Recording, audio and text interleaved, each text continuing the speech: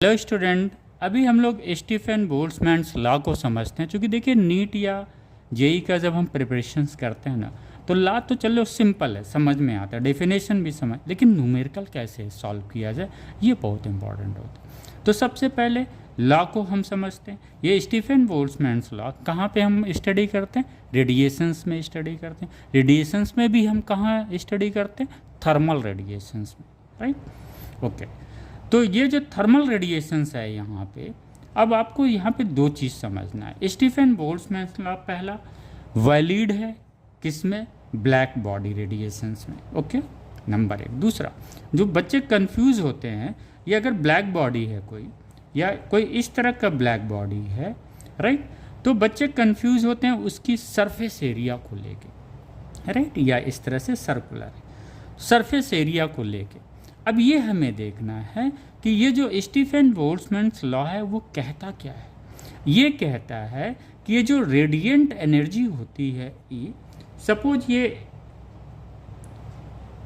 Q radiant energy पर second जो है वो डिस्ट्रीब्यूट ये इमिट करती है कहाँ से? अपनी सरफेस से, जिसका सरफेस एरिया ए है।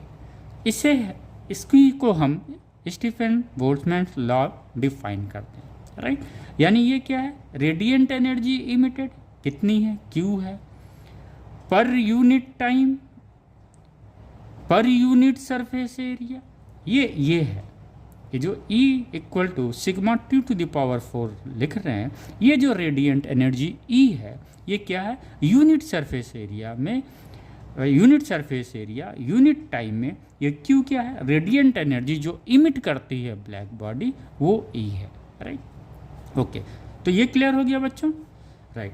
अब हमें ये देखना है, ये साइज और शेप पे डिपेंड नहीं करता है, ना कि उस ब्लैक बॉडी के मटेरियल पे डिपेंड करता है। डिपेंड लेकिन किस पे करता है? उसके सरफेस एरिया पे करता है।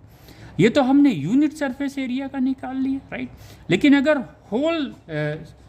होल सरफेस के ब्लैक बॉडी से कितनी रेडिएंट एनर्जी इमिट हो रही है पर सेकेंड, अगर हम इसको ई से रिप्रेजेंट करते हैं, तो यहाँ पे अगर हम ई डैश लिखते हैं तो फिर हमें क्या होगा? ये एरिया इधर ले जाना पड़ेगा। यानी E dash is equal to surface area of the black body sigma T to the power 4, जहाँ पे ये सिग्मा क्या है? ये बोल्ट्जमैन कांस्टेंट है, और ये T क्या है? Temperature of the black body है, जो केल्विन में है, उसी को हम एब्सोल्यूट टेम्परेचर भी बोलते हैं। तो ये क्लियर हो गया। तो इस तरह से न्यूमेरिकल आप लगाएंगे। ओके, अगर सरफेस एरिया डिफरेंट है तो रेडिएंट एनर्जी भी डिफरेंट